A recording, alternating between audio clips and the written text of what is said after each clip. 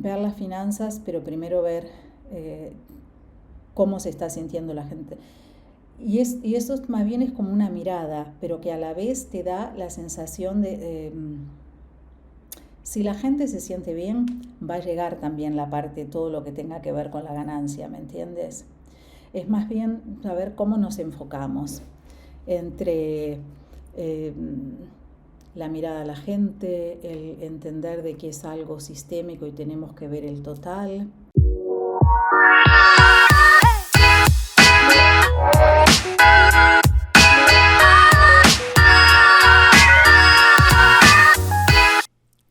Hola, bienvenidos. Soy Pancho Mora y más que un podcast es un conversar sobre organizaciones autogestionadas. Mi invitada al día de hoy es Alicia Medina. Ella es coautora del libro TIL, Confianza y Transparencia, una mirada complementaria al libro de Frederic Laloux. Entrevistaron a más de 300 personas y más de 100 organizaciones para llegar a hacer este libro.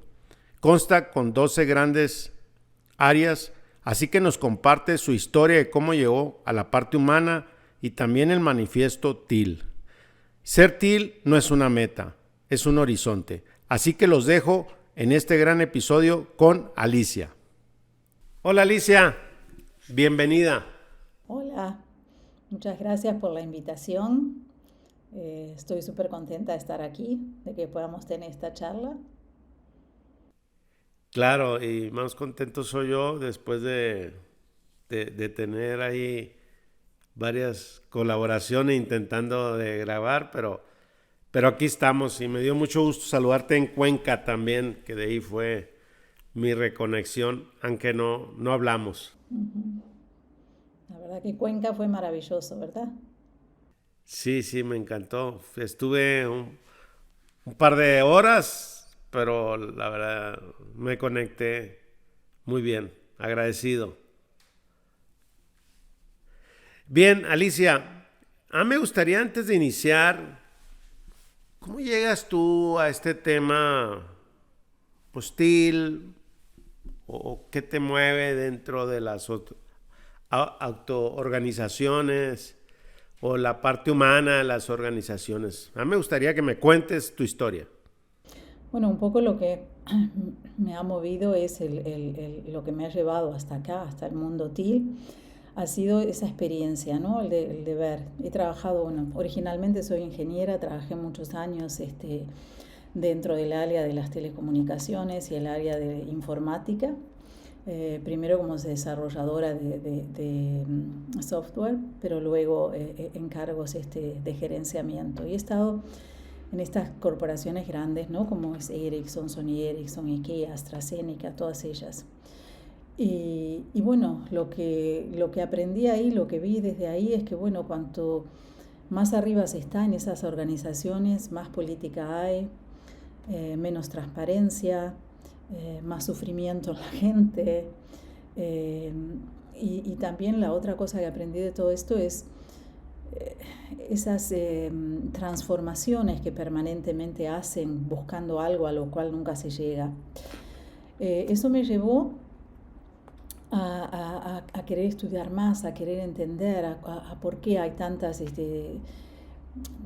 política, tantos conflictos, tantas tensiones no positivas dentro de las organizaciones. Y bueno, por eso hice un doctorado en estrategias y gerenciamiento, pero lanzado hacia lo que se trata del desarrollo de investigaciones. Cuando comencé, por supuesto, no pensaba en TIL, sino que pensaba que quería encontrar algo que fuese más humano. Y en un principio me dediqué mucho a mirar, bueno, qué es lo que trae tantos conflictos, tantas tensiones, tanta infelicidad, y empecé por ese camino. Y bueno, más o menos por el 2012, ahí fue donde empecé a ver, estudiando más organizaciones, ver que, bueno, realmente hay organizaciones más democráticas, donde la gente es más feliz, donde se tienen en cuenta las personas. Y bueno, y ahí seguí profundizándome en todo esto. Y bueno, después del 2014, cuando Frederic Laloux salió con su libro, el de Reinventar las organizaciones, que ahora en febrero va a ser 10 años que lo lanzó, ¿no? Creo que lo lanzó el 14 de febrero o algo así. Y bueno, y esa fue como decir, bueno, ahora sí, hay algo que además tiene un nombre. Y bueno, y así fue como llegué, por ese lado. Ya, qué interesante. Entonces todo te fue moviendo desde la parte de las corporaciones a hacer un doctorado y buscar esta parte humana y que era lo que era la felicidad. Y bueno, ahora un tema que me gustaría que nos centremos, que es el libro que hace tú y tu esposo, y que me cuentes un poco, pues ahora sí que para la contribución de la audiencia, esta parte del libro, ¿no? El libro se llama TIL, Confianza y Transparencia. Y en esta parte, y antes de meternos al libro, mi reflexión es, bueno, al final, ¿qué es TIL, verdad? ¿Cuál es tu mirada después de eso? Porque yo siento que yo no soy ni TIL, ni no sé ni qué soy, pero ¿qué es lo que enmarca esta parte? Me gusta esta pregunta que me has hecho. Primero, cuando una vez haber terminado el doctorado y todo esto, de haberlo empezado justamente por querer hacer algo diferente, a medida que había pasado el tiempo también nos dimos cuenta, bueno, nos estamos convirtiendo como el resto de la gente académica, ¿me entiendes? Que escribe estas cosas académicas súper interesantes, pero que no las lee nadie, que no tienen un impacto en la realidad. Y ahí fue donde en el 2019 creamos nuestra organización que se llama Future Organizing, con el propósito justamente esto, de ayudar a las organizaciones a poder entrar al futuro, pero también de ser el puente entre lo académico y la realidad. A principios del 18 más o menos empezamos la investigación que duró 3 años y es la que termina en el libro. Y cuando la empezamos fue justamente con eso, con la idea de poder escribir nada académico, o sea, que la investigación se hiciera con la misma rigidez que se hace una investigación académica, pero que el resultado se presentara de una forma que lo pueda usar todo el mundo. Independientemente de qué rol tienes, de qué educación tienes anteriormente, de qué comprensión de las cosas, o sea, de que sea tan sencillo que pueda ser un libro para todos, ¿no? Y bueno, y un poco lo que nos movió un poco también fue a empezar a poder encontrar qué es lo que es TIL. Porque también empezamos a sentir de que se estaba creando algo que parecía más como una especie de un elitismo y de querer clasificar, porque esta organización es TIL, esta no es TIL, o tú eres TIL, o tú como jefes tienen un estilo TIL o no TIL. Entonces, un poco eso también fue lo que nos trajo, ¿no? El querer decir, bueno, esto no es, como TIL tampoco es una meta específica, es simplemente una especie de horizonte, algo que nos lleva hasta ahí. Tratar de buscar cosas que nos ayuden a tener conversaciones para saber si vamos camino a ese horizonte o no. Y bueno, por eso estudiamos más de 100 organizaciones, muchas en Suecia y en diferentes partes del mundo, unas más pequeñas, otras más grandes. Entrevistamos a más de 300 personas y de ahí sacamos la esencia. Y en esa esencia están 12 diferentes áreas en las cuales una organización puede mirar esas áreas, un poco como te decía, como más que nada como para ser un principio y poder conversar hasta dónde está esta organización en esta área, y crear ese tipo de conversaciones que nos llevan a eso, ¿no? Y la metáfora que utilizamos es la de un caleidoscopio, porque decimos, no hay ninguna organización que sea igual a otra. Tú tienes esos 12 elementos, cada uno tiene su color y es como un caleidoscopio, que lo miras y depende de cómo lo miras, qué organización es, o la misma organización. En diferentes momentos se va a ver de formas diferentes. Entre esas áreas está, por ejemplo, las personas, que consideramos que es lo más importante en la organización, lo que realmente caracteriza a una organización que es TIL es mover el foco de simplemente cuál puede ser la ganancia, cuál puede ser la posición de mercado, cuál puede ser ese tipo de cosas para empezar a enfocarse a las personas. Otra es el liderazgo, porque se trata de un liderazgo diferente. Otra es la cultura. Otra es cómo vemos en los horarios de trabajo y dónde trabajamos, el sitio donde trabajamos, etcétera. No son 12, no te las voy a contar las 12 porque sería muchísimo, ¿no? Pero entre las cosas que tenemos que realmente nos diferencia de algunas otras personas que tratan de escribir sobre lo que es TEAL, es que nosotros también consideramos, por ejemplo, la parte de las finanzas.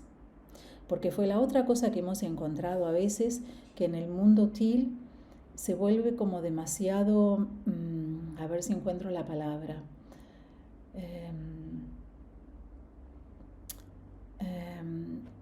de una forma como demasiado, que no queremos hablar del dinero porque consideramos que el dinero es algo feo, entonces nos volvemos en algo donde todo es más que TEAL, es color de rosa, ¿me entiendes?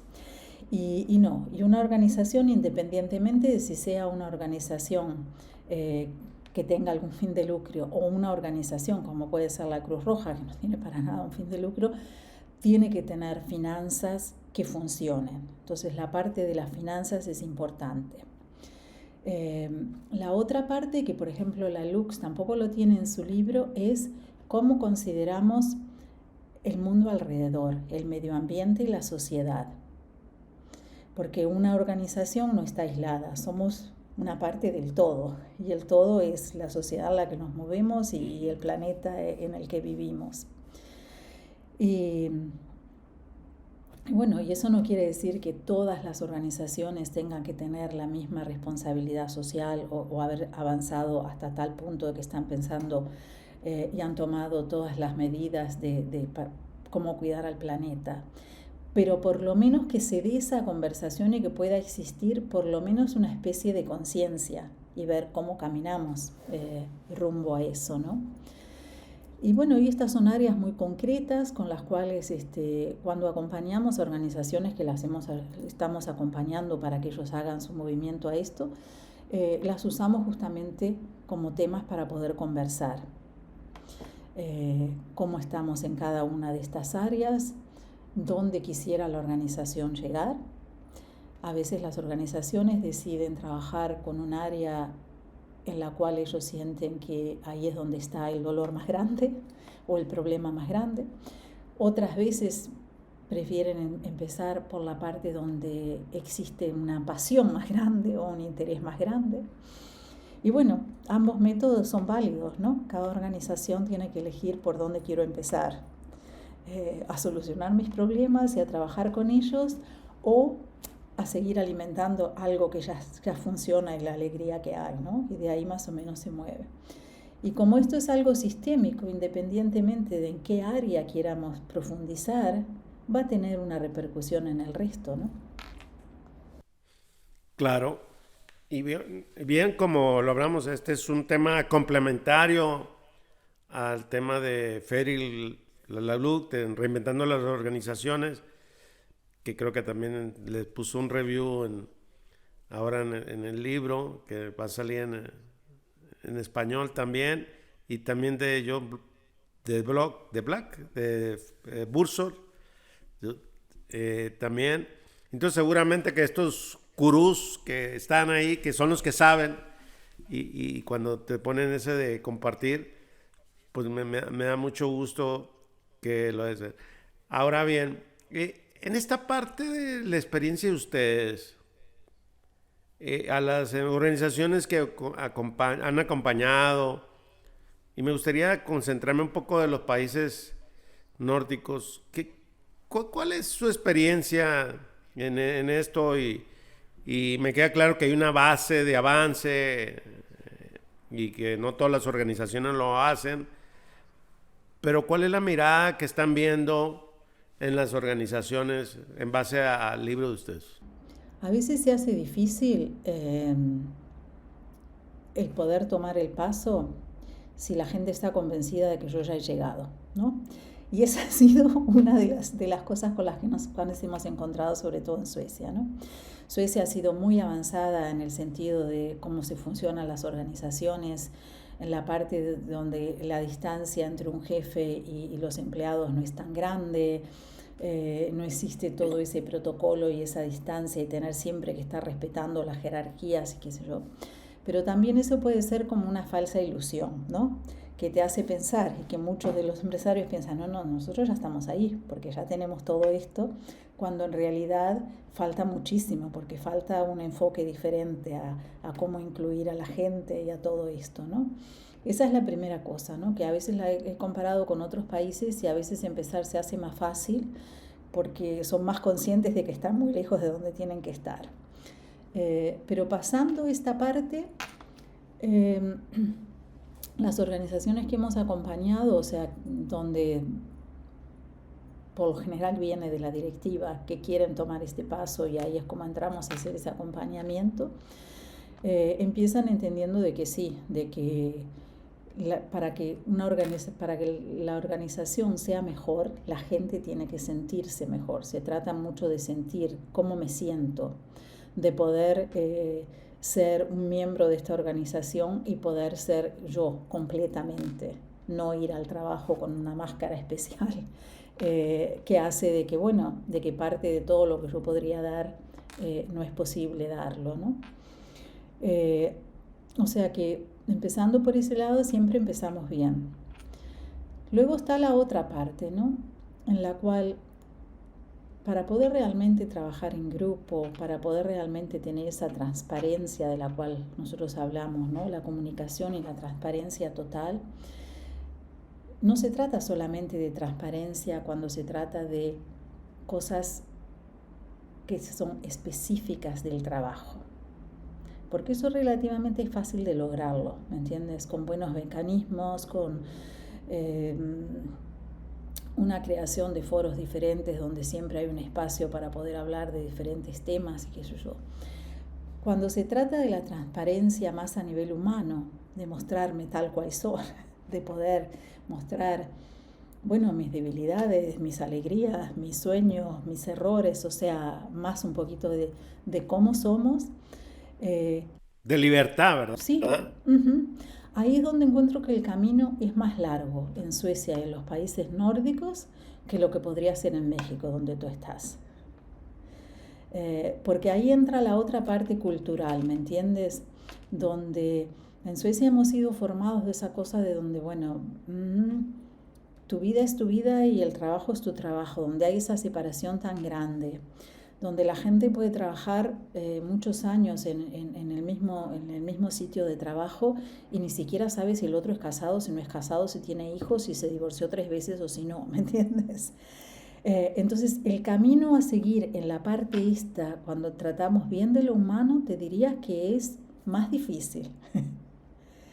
Todas las otras cosas de poder aprender a tomar decisiones de otra forma, de comunicarnos mejor, de que la transparencia sea grande, todo esto lo encuentro quizás mucho más fácil que en otros países, ¿me entiendes? Es todo lo que se da más a nivel de sistema, más a nivel de procesos, ¿me entiendes? Como que hay una gran madurez y un gran conocimiento de cómo moverse, cómo adaptarse, cómo ser flexible a cosas nuevas. Pero cuando hablamos de la parte humana hay mucho que trabajar ahí.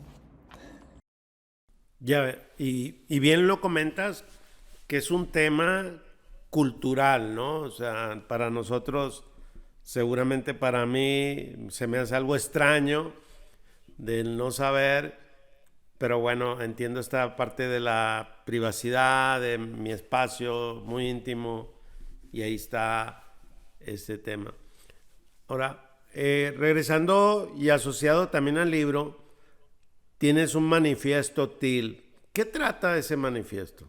El manifiesto TIL surgió después de que tuvimos unos cuantos workshops con algunas organizaciones y estas organizaciones venían mucho del mundo ágil y dentro del agilismo existe el manual que se creó.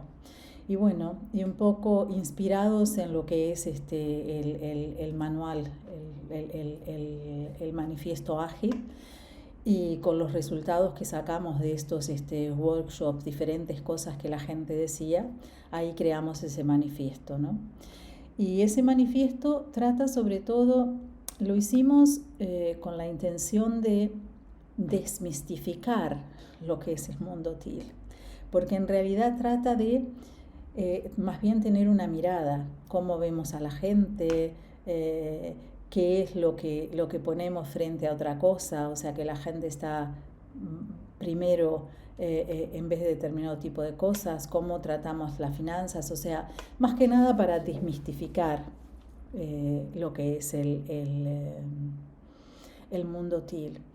Y también para tomar un paso, digamos, diferente al que vimos que se estaba tomando, ¿no? Donde la gente dentro del mundo TIL existe, por lo menos en Europa, como una tendencia a querer poner ese sello, que este es TIL, que este no es TIL, o que esto no es para nada TIL. Y para nosotros eso no es correcto, ¿me entiendes?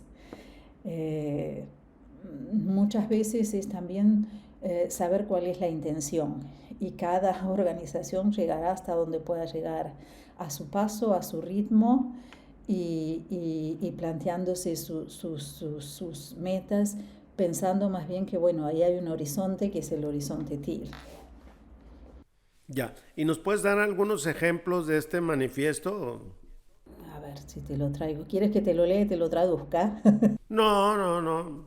Algo que tú quieras compartir, para ti es importante. No necesariamente todos. Alguno que te resuene, que para ti es importante. Bueno, entre esas cosas, eso, el pensar el que se trata de la gente, ¿me entiendes? Es una de las cosas que es importante del manifiesto. El de ver las finanzas, pero primero ver cómo se está sintiendo la gente. Y eso más bien es como una mirada, pero que a la vez te da la sensación de si la gente se siente bien, va a llegar también la parte, todo lo que tenga que ver con la ganancia, ¿me entiendes? Es más bien saber cómo nos enfocamos entre la mirada a la gente, el entender de que es algo sistémico y tenemos que ver el total.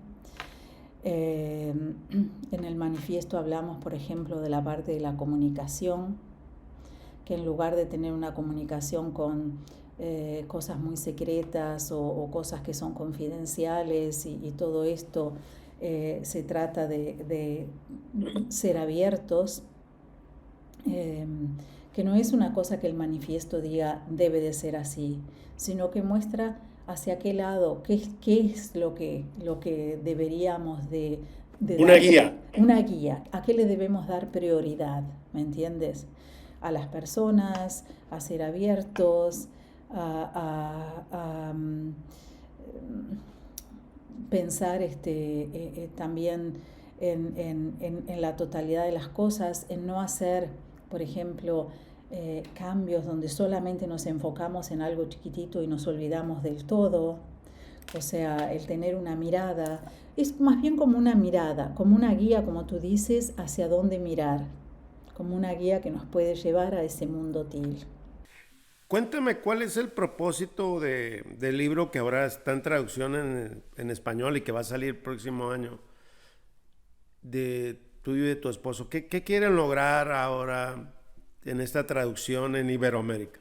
El propósito del libro, independientemente de en cuál de los idiomas damos, son varios, ¿no? Pero uno de los propósitos es, de una forma muy clara, muy concreta, dar ejemplos donde todas las personas puedan sentirse identificadas, ¿no? Y con las personas me refiero a organizaciones. Ese ha sido uno de los propósitos. De presentar casos. El libro está compuesto de muchos casos, muchos ejemplos, muchas voces.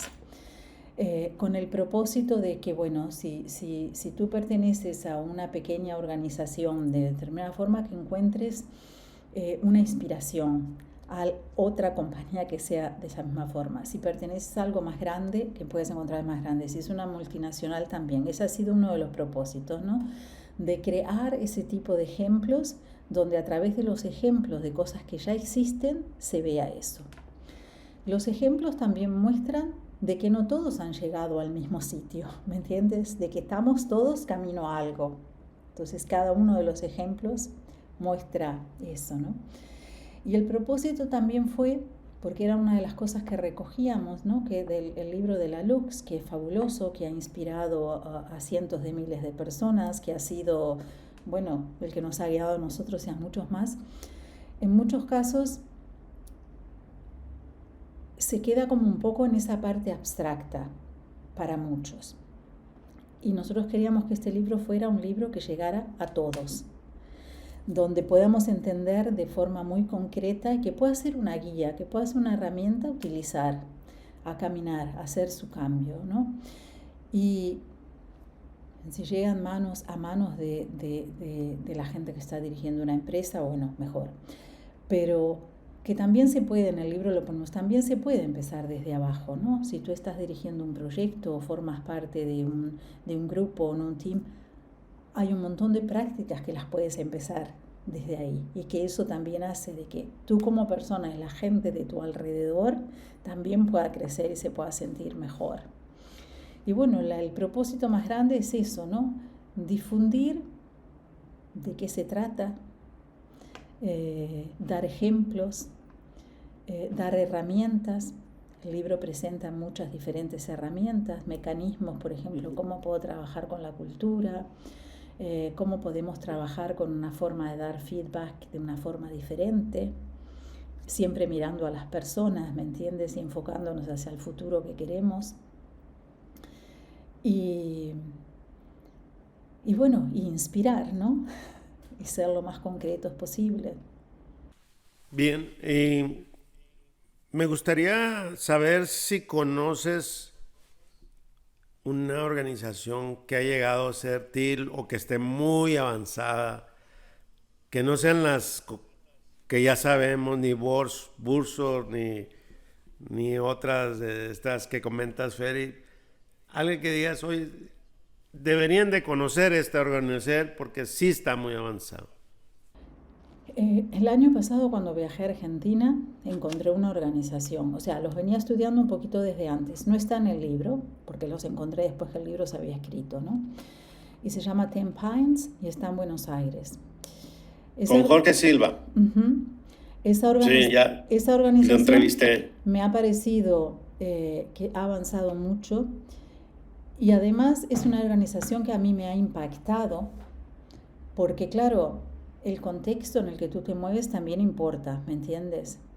Y el contexto y la realidad argentina es una realidad muy, muy compleja, donde, por ejemplo, el querer trabajar con la transparencia cuando vives en un mundo donde no existe nada que sea transparente, donde hay mucho más corrupción que en otros sitios y qué sé yo. Por eso le encuentro a esa organización de un valor increíble, ¿no? Y donde realmente han podido incorporar prácticamente, no todos, pero prácticamente los 12 elementos que tenemos. Otras organizaciones que he encontrado son las que he encontrado dentro del Grupo NER en España.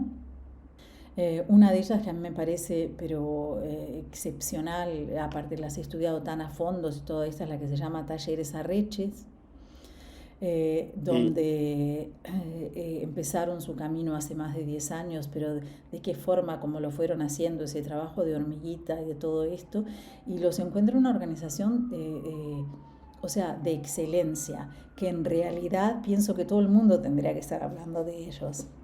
Pero a veces es un poco lo que pasa, ¿no? Con organizaciones que vienen más del mundo hispano, y estos casos no se han presentado en inglés o en otros idiomas, se quedan ahí, como un poquito que no llegan a tener ese impacto que necesitan, ¿no? De Arreche hablamos en el libro, y una de las anécdotas de ahí que me gustan muchísimo, ¿me da tiempo para contártela? Sí.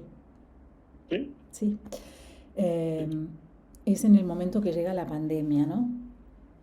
Nosotros ya prácticamente habíamos terminado de investigarlos a ellos, de estudiar todo esto, pero me interesaba saber, bueno, qué pasa ahora, ¿no? Todo lo que me has contado, todo perfecto cuando todo funciona, pero en el medio de esto, ¿cómo funciona? Y bueno, y la charla que tuve con Javier Aldomorín, que es el dueño de los talleres Arreche, y todo lo que él compartió conmigo me pareció excelente. La primera cosa fue la que pensó en que, bueno, ahora es el momento de demostrar que esto es en serio, porque estamos en medio de una crisis. Entonces, la primera cosa que hizo fue asegurarse, ir al banco y asegurarse de tener un préstamo mayor para poder pagar los sueldos y tener determinada liquidez o algo así se dice. Luego llamó a sus empleados y les dijo, bueno, la situación es esta. Estamos en medio de la pandemia, en medio de estos de que hay que estar confinados y todo esto, pero hay sitios de trabajo que pueden estar, pero hay límites de mano de material que no nos entrega y bueno, no va a haber para todos. ¿Cómo lo resolvemos? Resuélvanlo ustedes. La gente se reunió, estuvieron 2 días reuniéndose. Él les dio la pauta. Tienen que pensar también en nuestros clientes. No solamente de salvarnos ahora en este momento, sino también de qué forma somos justos con nuestros clientes, porque si ellos tampoco resisten esto, cuando la pandemia pase, nos vamos a quedar sin ellos. O sea, que traten de no beneficiar a uno y olvidarse del resto. Piensen en esto, fue una de las pocas cosas que les dijo. Habían trabajado tanto con esto, con la confianza de la gente, con el estar juntos, con toda esa parte interna que te digo, que bueno, se reunieron en 2 días y después de 2 días llegaron ellos justo con un paquete y bueno, así lo hacemos. La gente que depende más del salario porque tienen hijos o porque tienen padres mayores que dependen de ellos económicamente, a ellos se les va a dar la prioridad. Los más jóvenes que todavía vivían en la casa, ellos podían decir, bueno, nos quedamos o no trabajamos o venimos a trabajar sin tener nuestro sueldo ahora porque no lo necesitamos. O sea, con una solidaridad increíble. Llamaron a los clientes y más o menos vieron lo mismo, ¿no? En qué posición estaban los diferentes clientes para ver cómo todo esto se resolvía. Y bueno, y él dijo, o sea, son ustedes los que deciden y hacemos tal cual ustedes digan. Antes de haber finalizado la pandemia, les había ido tan bien estos cambios que hicieron, que no solo se salvaron todos, que nadie tuvo que irse, que no tuvo que haber despidos ni nada, sino que reclutaron nuevas personas y crecieron, ¿me entiendes? Cuando algunos de sus competencias desaparecieron, ¿me entiendes? Porque no supieron manejar esto y desaparecieron, ¿no? Y por eso me parece un caso bonito de contar, ¿no? Y en el libro que hemos traducido tal cual la carta que él le mandó a todos sus empleados, ¿no? Haciendo ese llamado a todo esto. Y bueno, y ahí es un ejemplo de que funciona y que realmente, como él lo dice, hay que demostrar que funciona cuando realmente es necesario, ¿no? Porque cuando todo está bonito es fácil ser til. Claro. ¿Y tú crees que esto funciona por el fundador? ¿O si no existiera esta fuente de la propiedad, funcionaría? Yo creo que sí. Creo que incluso en algunos sitios podría ser más fácil, ¿no? Uno de los casos que también tenemos en el libro, ¿no? que los acompañamos por más de 1 año y medio, es una empresa que se llama Svenska Retursystem, que ellos se dedican a algo, hay una especie de como tipo de cajones de plásticos en los que se distribuye todo lo que tiene que ver con los alimentos en el país, y estos son reciclables.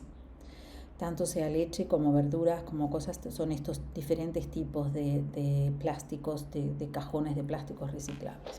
¿Esta organización de qué origen tiene? De Suecia es. Ya. Y bueno, el cambio y digamos, el camino que empezaron a recorrer salió por la persona que en ese momento estaba como gerente. El nombre de ella es Anael. Pero bueno, ella logró convencer al directorio de que esto es algo de que podemos probarlo. ¿Me entiendes? Y bueno, no es que haya una propiedad en forma así, sino que es una organización que está constituida, ¿me entiendes?, por muchos intereses, o sea, no es una sola persona. Y también lo han logrado, ¿me entiendes? No sé si tu pregunta viene por el lado de que muchos dicen que para que el TIL sea realmente TIL y llegar a lo máximo del TIL, tenemos que estar hablando siempre de una copropiedad y una especie de cooperativa. Pero no creo que sea necesario, ¿me entiendes? Pienso que en una cooperativa, claro, se dan otras cosas. También dentro del Grupo NERA he estudiado muchos de los diferentes sitios que son cooperativas, ¿no? Como la ANCOR, como Panel FISA y todos estos. Y por supuesto, si cada persona no solamente es una persona y tiene una voz, sino que también todo está dividido en partes iguales, se llega a una dimensión diferente, ¿me entiendes? Pero no es que tenga que ser así para poder crear una organización TIL. Ya. Alicia, ¿cómo te gustaría cerrar en nuestro conversar? Bueno, me gustaría cerrarla un poco con esto de que a esto del TIL hay que como que desmistificarlo, que no es algo para nada místico, que se trata de la mirada, y la mirada tiene que ser una mirada de cómo miramos a las personas, creemos en las personas, y una mirada sistémica, donde no vemos a las personas aisladas o a la organización aislada, sino que también estamos viendo a la sociedad y al mundo en general. Muy bien, pues muchas gracias. Seguramente que el libro va a tener un impacto en Iberoamérica y espero que... gracias por compartirlo. Para los que lo pueden leer en inglés, no tienen por qué esperar a que llegue la traducción, ¿no? Está en Amazon, TIL, Trust and Transparency. Muy bien. Alicia, ¿dónde te pueden encontrar si alguien quiere saber más del libro, de ti, de tu organización? Vale. La organización se llama Future of Organizing y la página web es futureoforganizing.se. ¿Vale?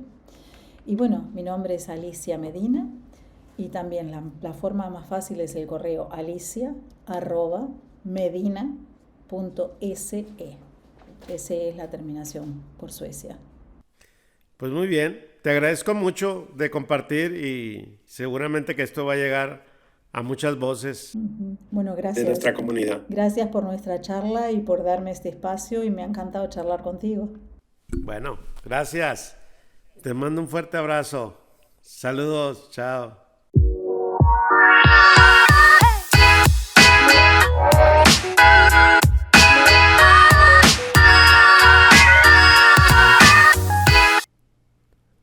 Ayúdame que más personas sigan aprendiendo y comparte este episodio en tus redes o por WhatsApp.